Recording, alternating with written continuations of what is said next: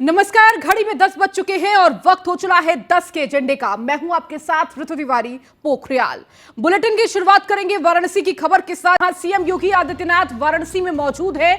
वाराणसी के circuit house में ठहरे हैं सीएम योगी। तो विजिबिलिटी कम होने के कारण नहीं हुए रवाना। तो वाराणसी से लखनऊ के लिए भरना था उड़ान, लेकिन विजिबिलिटी कम होने पर नहीं हुए सीएम रवाना। तो सीएम योगी ने सर्किट हाउस में किया रात्रि विश्राम।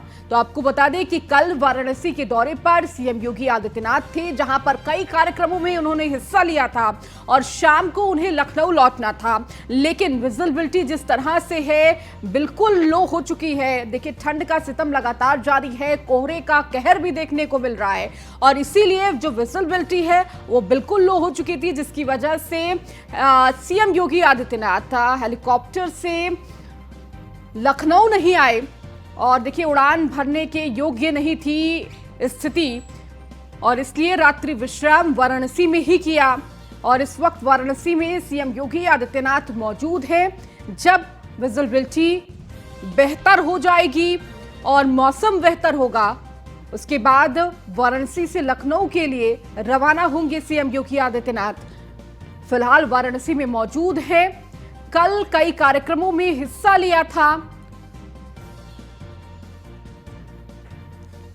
तो वाराणसी में कल एक दिवसीय दौरा था सीएम योगी आदित्यनाथ का, जहां पर कई ऐसे कार्यक्रम थे जिनमें हिस्सा लिया, प्रदर्शनी का अवलोकन किया, निरीक्षण किया, विकास कार्यों का भी जायजा लिया।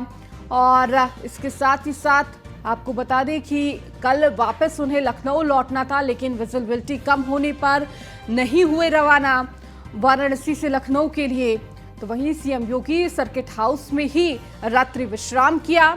और आज माना जा रहा है कि जब वातावरण थोड़ा साफ हो जाएगा, विजिबिलिटी बढ़ जाएगी, उसके बाद वाराणसी से लखनऊ के लिए रवाना होंगे सीएम योगी आदित्यनाथ।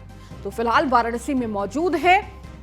तो विजिबिलिटी कम होने के कारण कल वाराणसी से लखनऊ के लिए रवाना नहीं हुए थे सीएम योगी।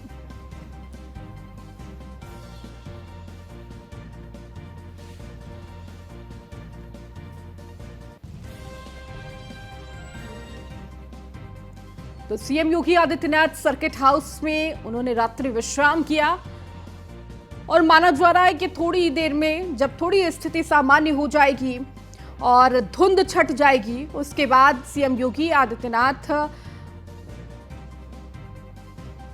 अमौसी एयरपोर्ट पहुंचेंगे। वाराणसी से लखनऊ के अमौसी एयरपोर्ट आएंगे। हालांकि अभी भी आज की अगर स्थिति बताया जाए तो देखिए, उत्तर प्रदेश में लगातार ऑरेंज अलर्ट जारी है, कोल्ड डे घोषित किया गया है मौसम विभाग की तरफ से। अभी इस वक्त डेंजर स्थिति में मौसम पहुंच चुका है। और ज्यादा जानकारी के साथ हमारे सहयोगी संतोष ओझा हमारे साथ जुड़ चुके हैं। संतोष, कल सीएम योगी आदित्यनाथ वाराणसी दौरे पर थे और देखिए कल ही उन्हें लखनऊ वापस लौटना था, लेकिन जिस हिसाब से मौसम का मिजाज हम देख रहे हैं, धुंध जिस तरह से लगातार देखने को मिल रही है, उससे कहीं ना कहीं विजिबिलिटी लो हुई और सीएम योगी आदित्यनाथ के जो हेलीकॉप्टर है वो लखनऊ नहीं पहुंच सका। और देखिए आज कल रात्रि विश्राम भी उन्होंने वाराणसी में ही किया।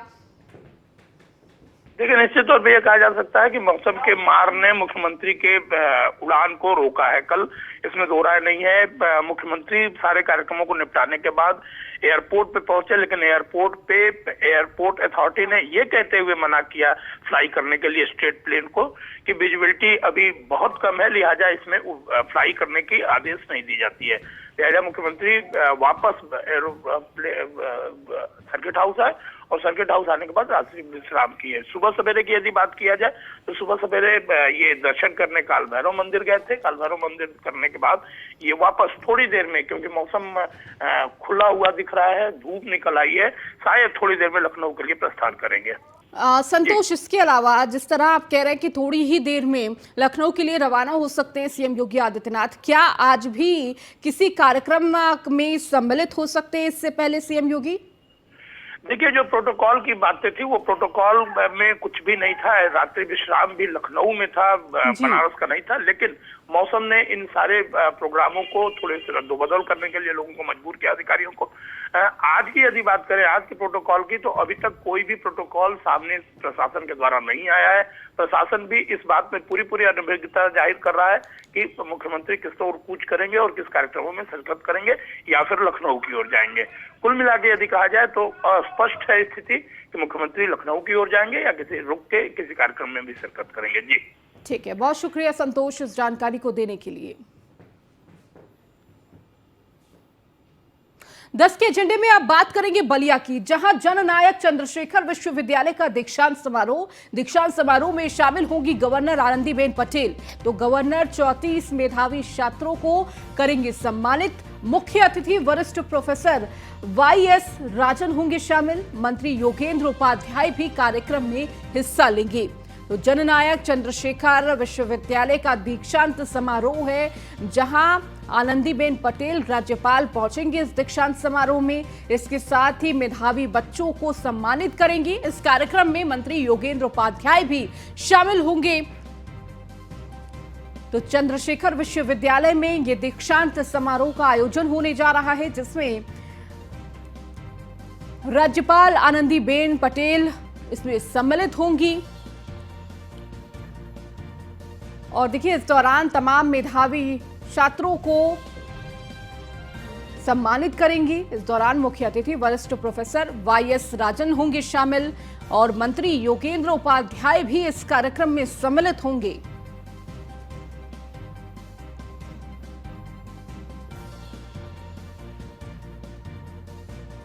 तो बलिया में चंद्रशेखर विश्वविद्यालय, जहां पर दीक्षांत समारोह का आयोजन किया जा रहा है, और इस आयोजन में राज्यपाल आनंदीबेन पटेल पहुंचेंगी, इस समारोह में सम्मिलित होंगी और इसके लिए तैयारियां भी बखूबी की जा रही हैं।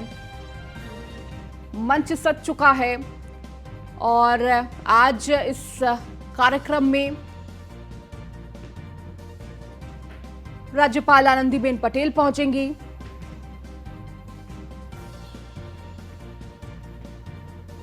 तो जननायक चंद्रशेखर विश्वविद्यालय का दीक्षांत समारोह, तो मुख्य अतिथि वरिष्ठ प्रोफेसर वाईएस राजन होंगे शामिल। इसके साथ ही आपको बता दें कि मंत्री योगेंद्र उपाध्याय भी इस कार्यक्रम में शामिल होंगे।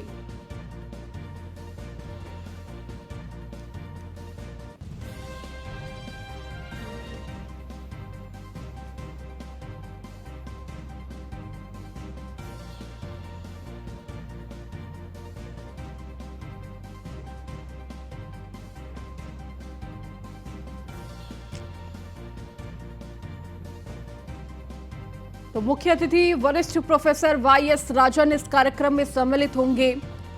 और देखिए, राज्यपाल आनंदीबेन पटेल विश्वविद्यालय में पहुंचेंगी दीक्षांत समारोह में। और अधिक जानकारी के साथ हमारे संवाददाता मनोज राय हमारे साथ बलिया से जुड़ चुके हैं। मनोज, आज चूंकि चंद्रशेखर विश्वविद्यालय में दीक्षांत समारोह है और इसमें राज्यपाल आनंदीबेन पटेल पहुंचेंगे, इसके साथ ही प्रोफेसर और मंत्री मुख्य अतिथि के तौर पर है, किस तरह से तैयारियां वहां की जा रही हैं? कितने बजे इस कार्यक्रम की शुरुआत होगी? जननायक चंद्रशेखर विश्वविद्यालय के चौथे दीक्षांत समारोह की तैयारियां तो पूरी हो चुकी है।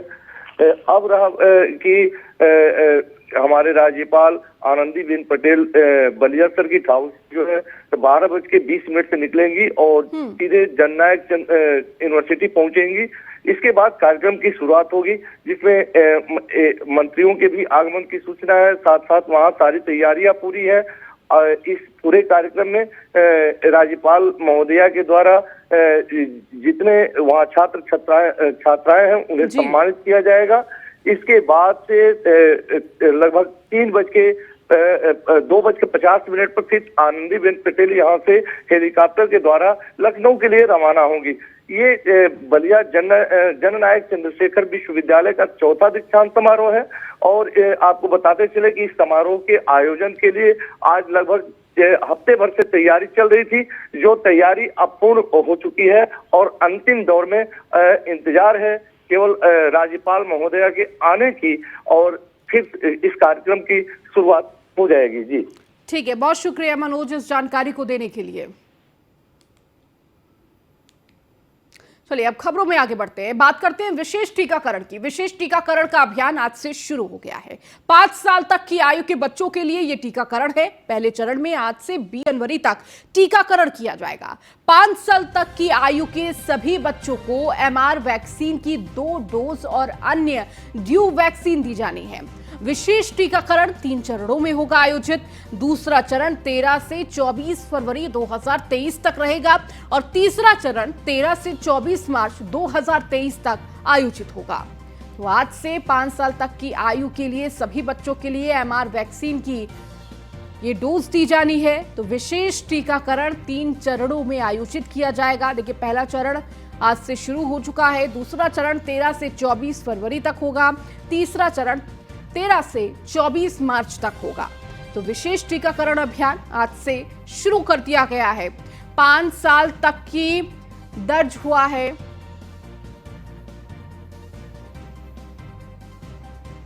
और अधिक जानकारी के साथ SK वाजपेयी हमारे संवाददाता हमारे साथ जुड़ चुके हैं। SK, आज से टीकाकरण का जो अभियान है वो शुरू हो चुका है, विशेष टीकाकरण अभियान, इसे लेकर क्या जानकारी मिल रही है?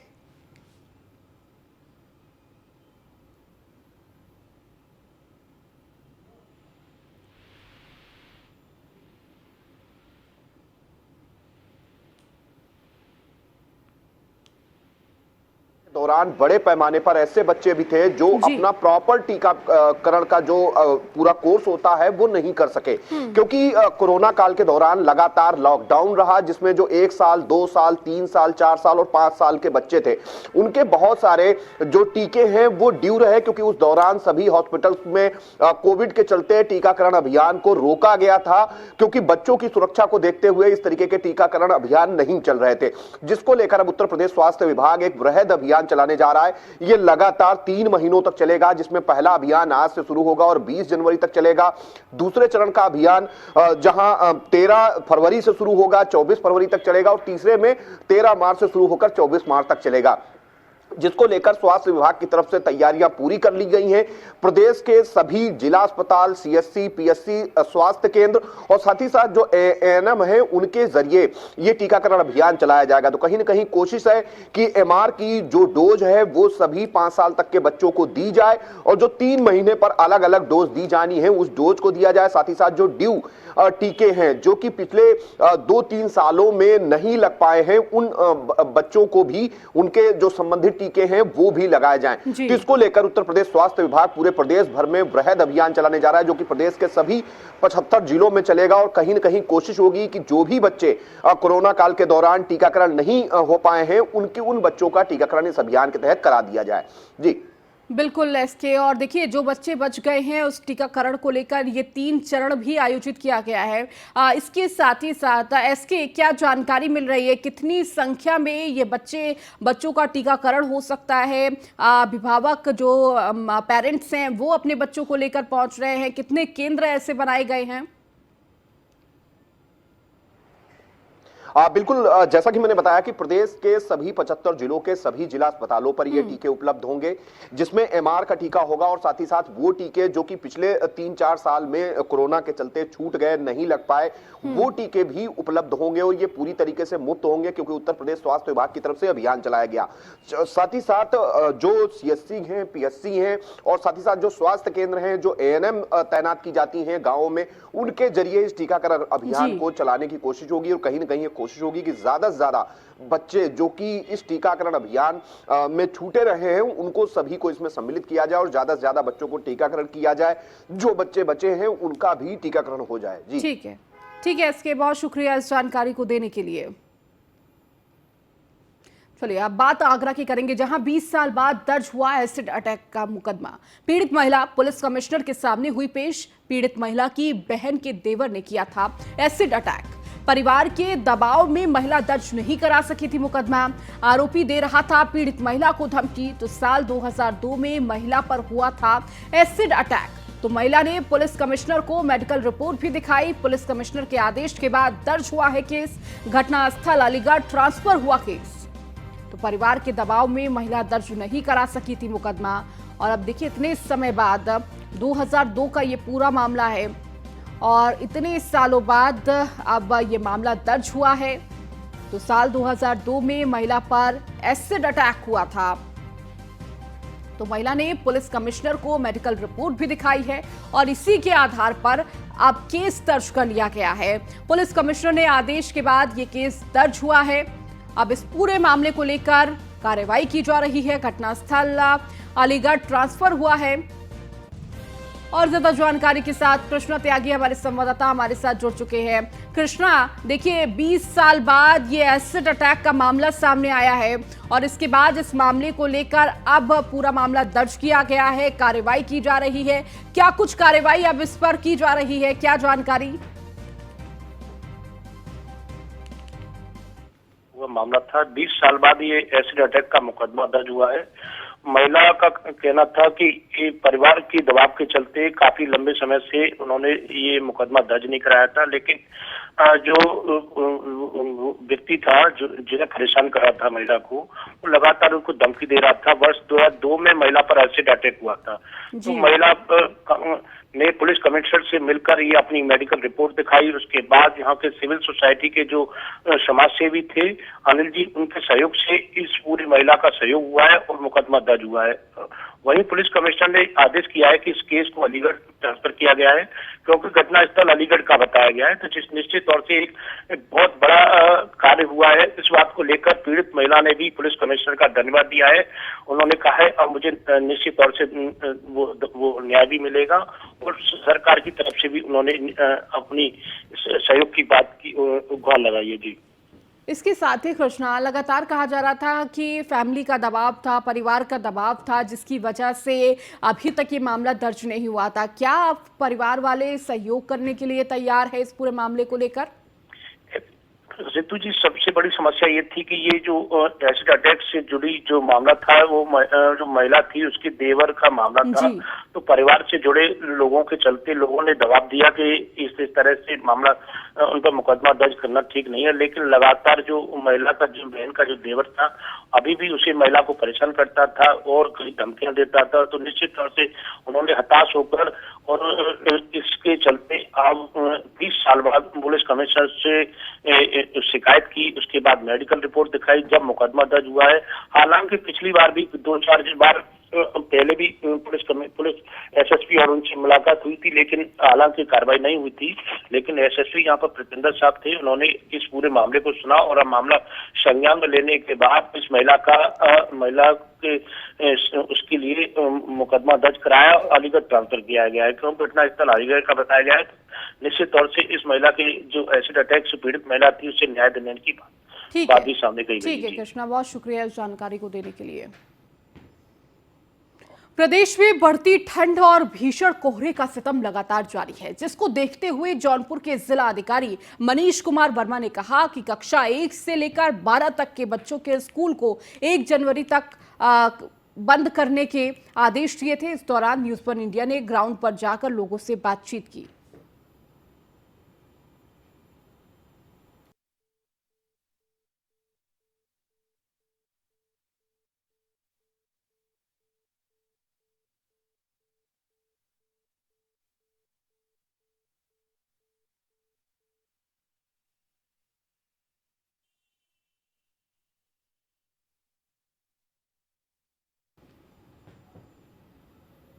वहीं घने कोहरे के चलते विजिबिलिटी कम हो चुकी है। कोहरे के चलते एयरपोर्ट की उड़ानें भी प्रभावित हुई हैं। लखनऊ से उड़ान भरने वाली सभी फ्लाइट देर से उड़ान भर रही है। सभी फ्लाइट लखनऊ से मुंबई जाने वाली इंडिगो फ्लाइट हुई लेट, तो 1.5 घंटे की देरी से उड़ान भर सकी फ्लाइटें। तो देखिए, फ्लाइट हो, ट्रेन हो या फिर परिवहन विभाग हो, लगातार विजिबिलिटी लो होने की वजह से दिक्कतों का सामना करना पड़ रहा है और अच्छी खासी परेशानी यात्रियों को झेलनी पड़ रही है। देखिए, एयरपोर्ट पर भी लगातार यात्रियों की भीड़ देखने को मिल रही है, क्योंकि लगातार जो फ्लाइट है वो कैंसिल हो रही हैं और नहीं तो नहीं, इसके साथ ही कुछ घंटों की देरी से फ्लाइट उड़ान भर रही है और यही तस्वीर रेलवे में भी देखने को मिल रही है। कई ट्रेनें ऐसी हैं जिन्हें रद्द करना पड़ा है, कई ट्रेनें कई घंटों लेट चल रही है। वहीं परिवहन विभाग की अगर तस्वीरें देखें तो ऐसी ही तस्वीर परिवहन विभाग से भी आ रही है। लगातार बस की जो गति है वो धीमी हो चुकी है। जहां यमुना एक्सप्रेसवे पर सड़क हादसा हुआ है, रॉन्ग साइड जा रही एक कार दूसरे कार से टकराई है। 4 लोग गंभीर रूप से घायल हुए हैं। विजिबिलिटी कम होने के चलते यह हादसा हुआ है। पुलिस ने घायलों को अस्पताल में कराया भर्ती। इकोटेक एक थाना क्षेत्र का मामला है। तो रॉन्ग साइड जा रही एक कार दूसरे कार से टकराई और देखिए विजिबिलिटी लो होने की वजह से यह हादसा हुआ है। 4 लोग गंभीर रूप से घायल हुए हैं जिन्हें अस्पताल में भर्ती कराया गया है। विजिबिलिटी कम होने के चलते यह हादसा देखने को मिला है।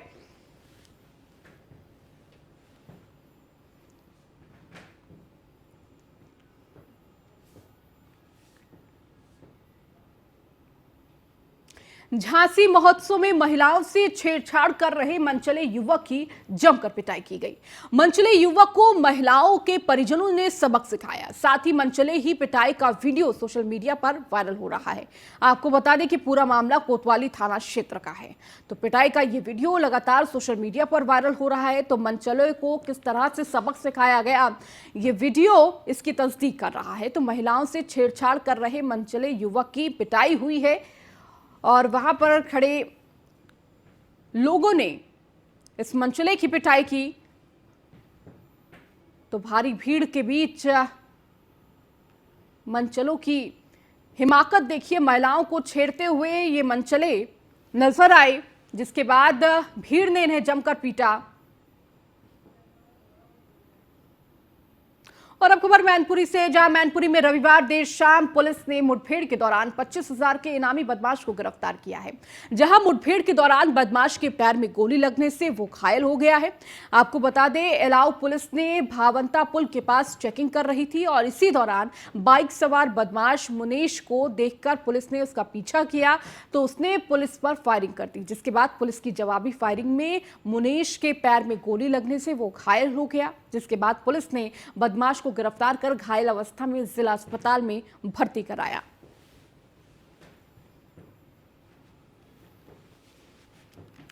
आज एलाऊ थाने का मनीष उर्फ मुनेश उर्फ मनोज, जो कि शातिर लुटेरा है, इसके ऊपर 25,000 का इनाम पूर्व से घोषित था। कुरावली थाने से गैंगस्टर में वांछित चल रहा था और हाथरस के सिकंदर राव से भी ये लूट में वांछित था। इसके अन्य आपराधिक कृत्यों की जानकारी की जा रही है। आज पुलिस मुठभेड़ में घायल हुआ है। इसके कब्जे से एक तमंचा मौके से बरामद हुआ है। साथ ही एक काले कलर की प्लेटिना मोटरसाइकिल भी बरामद हुई है। इसके अन्य साथियों की जानकारी की जा रही है। साथ ही इसके आपराधिक कृत्यों की जानकारी की जा रही है। इलाज के लिए जिला अस्पताल भेजा गया। वहीं एटा में तेज रफ्तार का कहर देखने को मिला है। ट्रैक्टर में नाबालिग चालक ने 2 बाइक सवारों को रौंद दिया है। पति पत्नी सहित 2 लोग गंभीर रूप से घायल हुए हैं। स्थानीय लोगों ने दोनों घायलों को अस्पताल में भर्ती कराया है। हालत गंभीर बताई जा रही है। डॉक्टरों ने आगरा हायर सेंटर किया रेफर। थाना अवागढ़ के खेडिया ताज की पुलिया के पास ही सड़क हादसा हुआ है। तो नाबालिग चालक ने 2 बाइक सवारों को रौंद दिया। तेज रफ्तार का ये कहर देखने को मिला है।